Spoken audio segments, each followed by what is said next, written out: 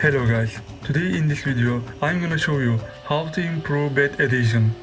Let's get started.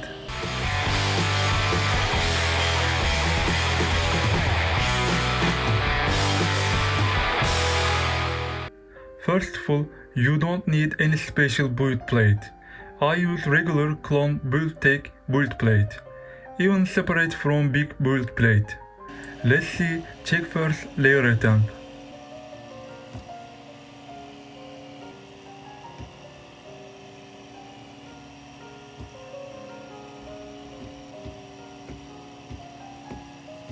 This issue means dirty build plate. When you touch build plate, your fingerprint leave a oily layer on.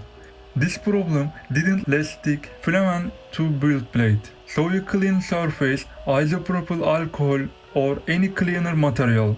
Let's second try.